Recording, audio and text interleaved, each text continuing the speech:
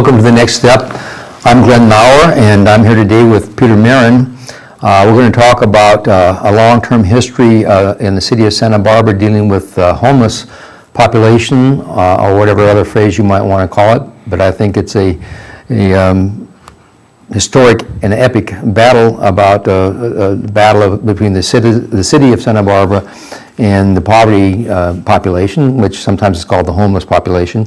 And as you can tell by the title, it's called Heartless in Santa Barbara, so it probably gives up my perception on what the city fathers and mothers have been doing toward this population. This show will be aired on cable channel 17 over the next couple of weeks. It'll also be downloaded and streamed on Ustream TVSB, The Next Step, or YouTube, The Next Step TVSB, and you can find out these programs and others that we've done on those programs, Ustream and YouTube, by Googling it. So anyway, today we're going to talk with Peter Marin. Peter Marin is a longtime activist in the Santa Barbara area dealing with social justice issues. In fact, he is the founder and chair and really the heart and soul of a group called the Committee for Social Justice, which has done so much with so little to help bring some equity to the poor of this community. Peter, welcome to Santa Barbara. Thank you. Peter is an observer and resident. You've been here for, I think you said 40 years, 50 years? It would be 69, 30, 45 years. 45 years in Santa Barbara. So you've seen some of this history that I referred to obliquely at the beginning of the show about how the city of Santa Barbara has attempted to deal with the quote-unquote homeless over those decades. Yes, the history actually goes back further to the Child's Estate and the Depression. Right. When in fact, all up and down California, there were hobo jungles and men and a few women riding the trains. And Santa Barbara was one of the stops along the way. As you remember, we had our own hobo jungle where the Fess Parker Hotel now is. And this, well, I know you were a student to a certain degree of the Civil War veterans and their travels. Goes way back to then. Actually, it goes back to the 17th century and the enclosure laws in England when the land was privatized. But no. But the point being that it's a part of the social it is society, part of society. Of the history of industrial bourgeois capitalism since the beginning. And it's interesting because it's with us in the same fashion even now. It has the same causes and it has the same consequences. Well, let's not get too far ahead of ourselves, but I think that's a point that people need to remember, and the city fathers tend to forget, and the business community often forgets that this is part. I mean, Christ said it: "The poor will always be with you," and it wasn't that was a astute observation for him. It's true. There is always going to be a population that will be too poor to compete in every way in a society. So in Santa Barbara, though, let's go back a more recent period of time. I remember back in the 80s, the 1980s, Santa Barbara became infamous across the nation for some of the attempts. Yes, and I can't remember what precipitated the notion of banning all sleeping and camping in the city. What had begun to happen was that in this city, as in many other cities, there was what we call gentrification. And all of a sudden, all of the cheap hotels down on State Street, where you used to be able to stay for $500 a month, and therefore, if you got disability, you had housing, those began to be developed. And at the same time, merchant and mercantile interests began to want to develop downtown State Street far past the point where it had been developed. I don't know if you were here when there were pool rooms, a barber college. It was a nice version of Skid Row, and well, you still had room for everybody. Yes, not just the people who could afford the tour boats and the expensive hotels. Yeah, it was a sort of sleepy beach town, and there was room for bohemians and what are called hobohemians because people could get by with a little income, which is sort of unthinkable now. And there will always be people, I mean, one of the issues that people tend to forget is that everything in our society is on a bell curve. There is this bell curve idea that there's the very wealthy and there are the very poor. But in Santa Barbara, there seems to be this tendency, more and more so, to say the lower half of that bell curve or the lower third of that bell curve doesn't belong here. They should be somewhere else. Yes, because they take up space from which a profit can be made. That's right. So back in the 80s, I remember they passed laws that said you couldn't sit on the sidewalks. No, they tried to pass a law that would outlaw all sleeping and camping, meaning that, which would basically outlaw all homelessness or homeless people, because they would be guilty of a crime if they slept anywhere within the city limits. And at that point, there was a guy named Mitch Snyder who was very active across the country in homeless organization. And people here got hold of him, and he threatened to come to Santa Barbara and turn it into the Selma of the 80s. That was the phrase. And we had a very effective group of advocates and the homeless themselves who spoke up. And so God knows how this spread across the country, but it was in Gary Trudeau's column, a whole series about Santa Barbara and Doonesbury, and it was in Time magazine, and the city began to be ridiculed for its meanness and backed off. The city council voted to undo the sleeping ordinances that they had actually put in place. And from that time till now, there's been a running battle between advocates and activists and the city. We also had back in those days a place called the Legal Defense Center run by Will Hastings, which actually didn't necessarily defend the homeless. We had to wait for you to do that. But it worked with them so they could defend themselves, right? And there was a woman named Kit Tremaine who funded all the activities meant to defend the homeless. And the group began the first shelter in Santa Barbara, which was at Casa de la Raza, and privately funded. And then at some point along the way, the governor decreed that armories could be used for shelters. And then we ran the shelter at the armory for a while. And at the same time, there was this ongoing battle with the city council and the merchants who kept wanting to pass ordinances to basically rid the city of the homeless. Especially in the State Street tourist area. Yes, yeah. And I might point out, it's ironic because that street is the street all the merchants want to be on, basically because it's the only street in town, which is where everybody goes, including the homeless. Okay, and so during that first encounter with ridicule when Doonesbury and others were making fun of them, the city did back down and backed off again. But every few years there's a new push, and maybe in the 90s and around the 2000, there was a lot of emphasis then starting to pay attention to the RV homeless, quote unquote, people who were otherwise homeless but for the fact that they had recreational vehicles. Same principle basically. I remember going to meetings back in the 80s, which are exactly the same kind of meetings we have now, where people would complain when they complained about RVs that they had paid $1 million for their beachfront property, and by God, when they came downstairs, there were RVs there looking at the same view, and it didn't seem right to them. Well, yeah, I think the viewers understand this, but let's back up a little bit and make sure they do. If you don't have housing, and housing had been pulled off the market because, as you say, the affordable hotels and whatnot had been converted into tourist destinations and too expensive, there were no real shelter experience. There were a couple religious shelters, Salvation Army and the Rescue Mission. And that wasn't adequate to the total population need of Santa Barbara or any other community. Not only not adequate, but in those days, the Rescue Mission, which has actually become quite tolerant and welcoming to the homeless, insisted that you participate in religious services even to be fed. And be clear what you just said, because I think you eluded over it. Yeah. The current mission has got a more tolerant attitude. There's an irony involved here because somewhere along the line, Casa Esperanza was set up to be the shelter of last resort. Casa Esperanza, we haven't gotten there yet, so let's go back. Let's keep moving through this year. So we had a few missions that were religiously restricted, not very many seats. People then had to find a place to sleep or camp, and there were a few.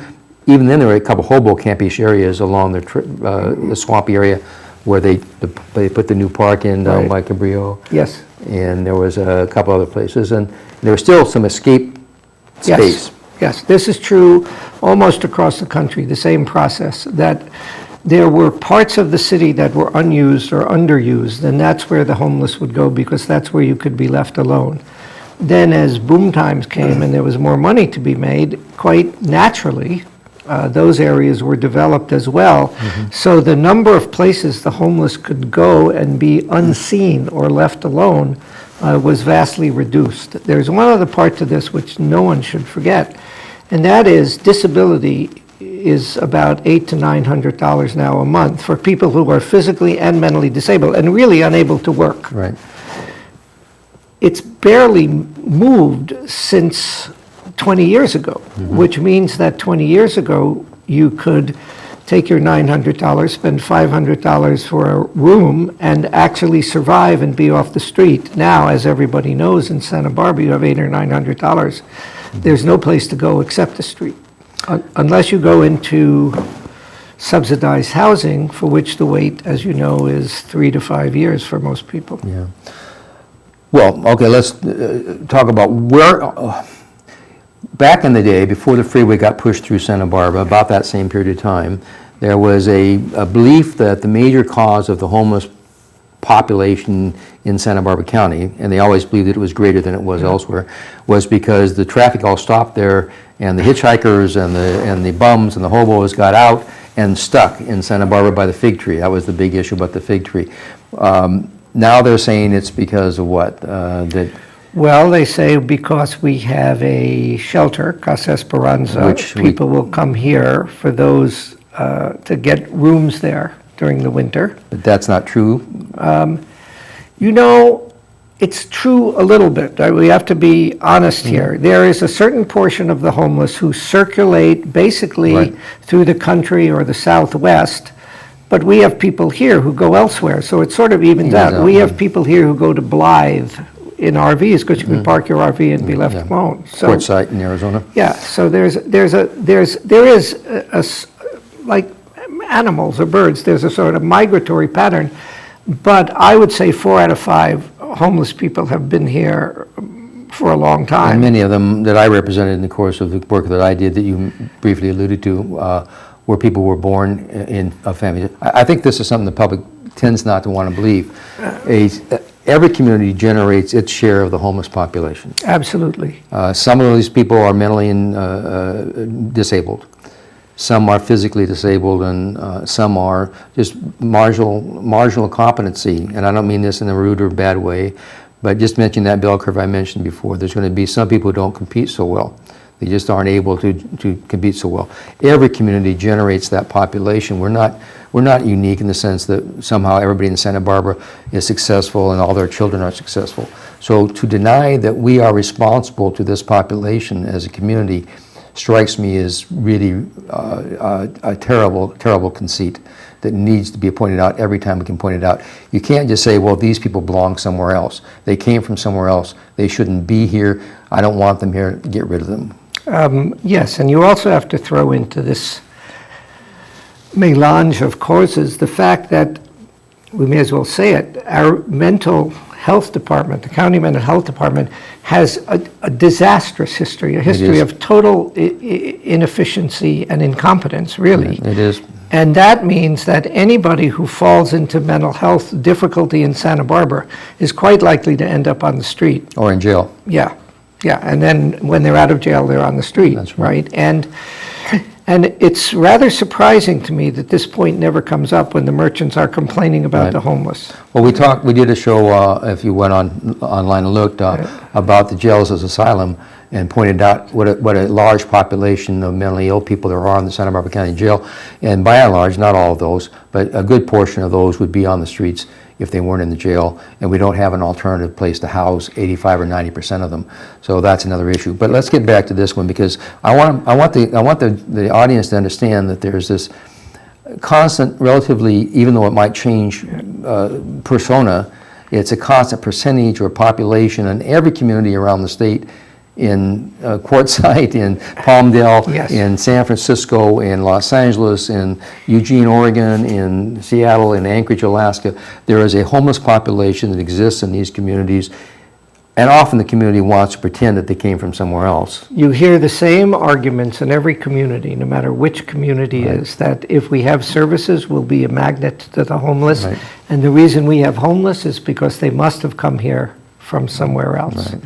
Although, what you've seen since the 1980s until now, and I think everybody in town understands that when you look at the cost of an apartment, what you've seen, especially in places like Santa Barbara, is the fact that people are increasingly priced out of housing. Right.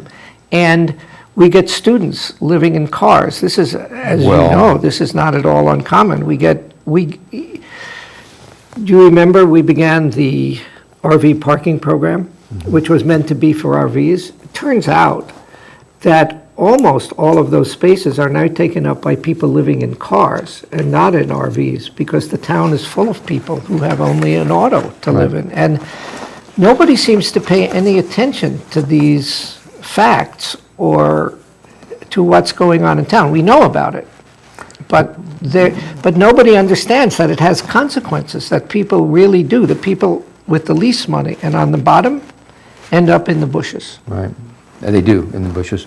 So that's my point. I'm getting the point that we got this percentage of a population of almost every community in America, or in the world for that matter. And the question is, what do we do with this population? We can either create resource for them to be housed in, which some cities like San Francisco and San Diego, I think, and Portland and other places are doing, or we can try to suppress that population. Yes. And Santa Barbara seems to regularly take the idea that we're going to suppress it. Well, we take one step forward and two steps back is pretty much what happens. The city got it together and began Casa Esperanza and raised a lot of private money and put public money into it. But of course, they put it over near Milpas, and this became anathema for the Milpas merchants, who have fought since the very first day to get Casa out of there, right? And to get the lunch program stopped, to get the day center stopped. And in a way, you can understand why, because what we built was a place where the homeless could go during the day and get shelter and eat. And so they went there. But now that is being restricted Yes. as a result of this blowback. Partly because of the blowback, partly because it got overextended, right? It relied on a lot of money, then the money began drying up. It was hard to replace the money, so they had to cut way back on their programs. And one of the things they had to do in order to survive was to stop this endless pressure from the local merchants, which never let up, right? They were at the planning commission meetings, the city council meetings, and the people who ran the shelter, Mike Foley, spent all their time trying to deal with the local merchants. The other problem is we can't build affordable housing very easily here because of the value of land and the cost of building. Well, the definition of affordable housing here is exactly. absurd. I mean, they're talking about $500,000 as an affordable condominium. And it's like a funnel. A lot of things feed into it. The government began to cut back rather than extend federal funds for subsidized housing. So, well, we're in a time issue here. So what I'm telling you is that we had this thing where they expanded, they actually created the Casa Esperanza, and then they restricted it back down to a few beds at most a night. The other mission is full. Then people have no place to go. So now again, we have more people back on the streets, arguably. We have more, but we always had them. Look, in this town, there's probably been anywhere between 5 to 10 homeless persons for every bed. I would say that's a pretty clear ratio, which means that 4 out of 5 homeless people are a necessity on the streets. And they also suppressed the RV. We had this lawsuit, which we won't get into very long, but we were successful in getting rid of a ban that they had against any RV parking on the streets overnight, or at all. But then they have, after that settlement was reached and they agreed that they would not enforce that law, they came back with another law that posts it block by block, and they've posted how many blocks of the city has been? It's an 8-page list, single-spaced. Okay, of places that RVs cannot park in Santa Barbara. Yes. So what they gave us with one hand, they have taken away with the other. And let me just say this, and I want people to understand that these are people living in recreational vehicles because they have no other alternative, and they move the vehicles from place to place at time. But the presumption of these laws seems to be that these are criminal population, and they are not to be tolerated in good society? Well, let me throw one thing in because I wouldn't want it to get lost. And that is the city council made an emergency ordinance because they didn't want too many RVs collecting in the same area. So they made this one ordinance which said if an excessive number of Right. RVs in the same area, you can put up signs to prevent them from being near churches. The police for the last Public Works, 4 to actually. 5 years, well, but the police interpret excessive number as being one or more. That means over the years, Right. that's how the list got to be 8 single-page pages long because of the police enforcement of a law which was meant to deal only with emergencies. And if there were lawyers available to represent them, they could challenge that, but that's another issue. So anyway, what I'm getting back to is that every time you find a place that maybe, they had an RV parking program, a few people were able to get into that. We had people who would move their vehicles in and out. They were able to live in those, and they got rid of that. They had people who had places by the creek and other that they could sleep in, that they got rid of that. And they closed down the Casa Esperanza. So now we have a situation, again, where the merchants and the city council are proposing new laws to deal with what they consider the homeless or traveler or whatever population they want to call on State Street. And that's our current iteration of these multi, what's the word I want to say? There's wave after wave of Yes. Santa Barbara's Yes. historic attempts. And the local politicians, each of whom has their own ambitions and their own agenda for moving on in the political world, will not openly oppose the merchants and what they ask for. This is one of the biggest problems. The merchants do what you expect merchants to do. I agree. Right? But the people who are to prevent this from happening or draw a line in the sand are meant to be the city officials, and it's been a very long time since we had someone who would do that.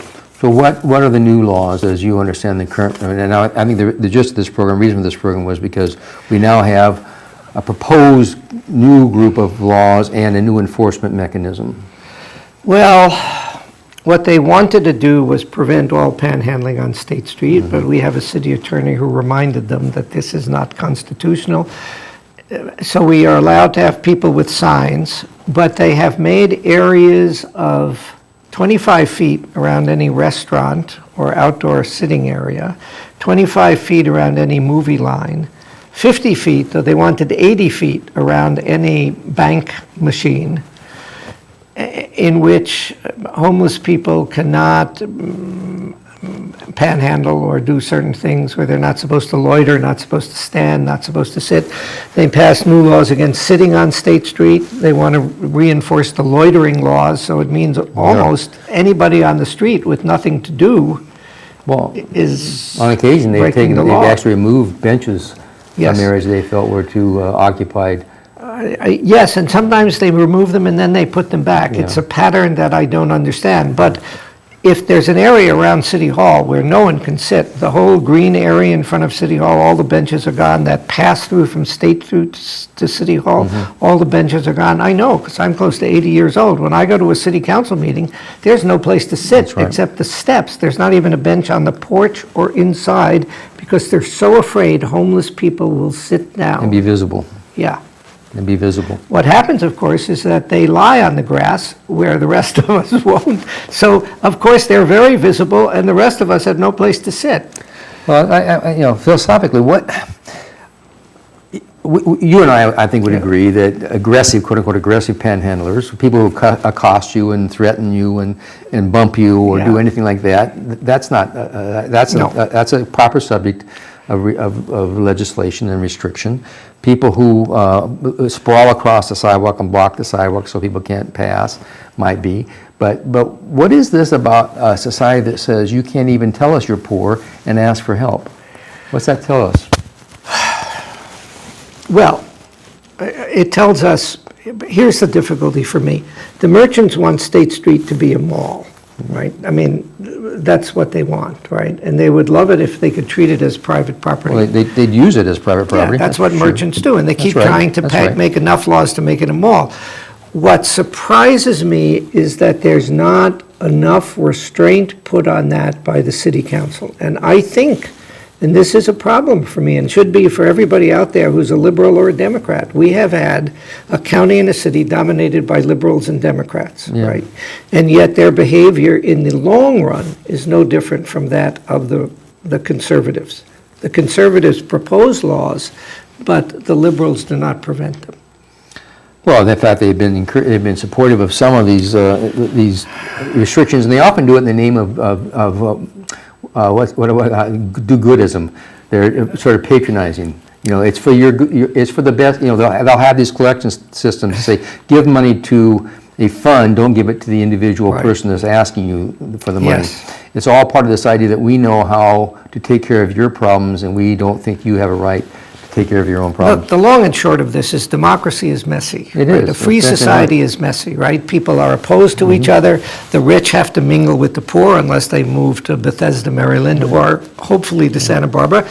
But we've heard people at council meetings say, I came to Santa Barbara to get away from a city, and then lo and behold, there's poor people here too, and nobody wants that. Yeah, no, I think that's exactly the point. We need to remember that a society, going back to that bell curve analogy I was making, is composed of everything.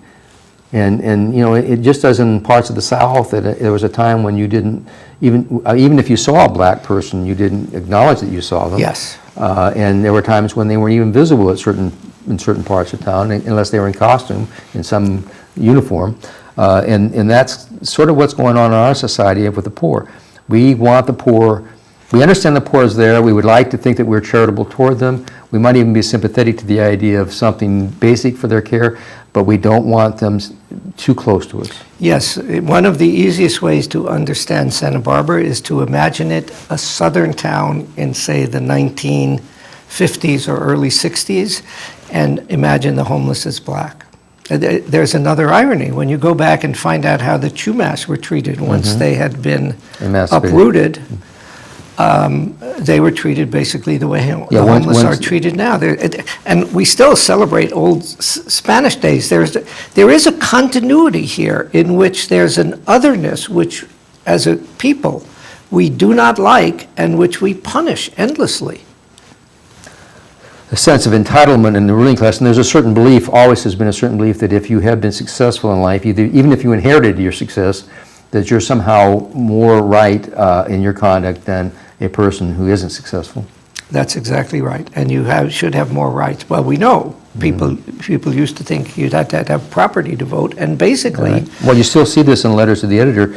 They will complain that people are voting who don't own property, or people who are present here who weren't born here, or I have 4 generations behind me, so I get more weight about what happens. Yeah, here's the difficulty. People write letters to the paper and they say, I went down to State Street, and it was very unpleasant because there were poor people and drunk people and a lot of other people. But so what? I mean, yes, it is unpleasant. We acknowledge that, but that doesn't mean you can rule it out of existence. And that's what we want to do all the time. Well, thank you for your enthusiasm, and we're going to end up here now because we're about done. Allie and Juanita and Tess, thank you for your work in the back, and we look forward to doing a show or another version, maybe an extension of this show in the future, talk about a little bit more of Santa Barbara's attitudes. Anytime.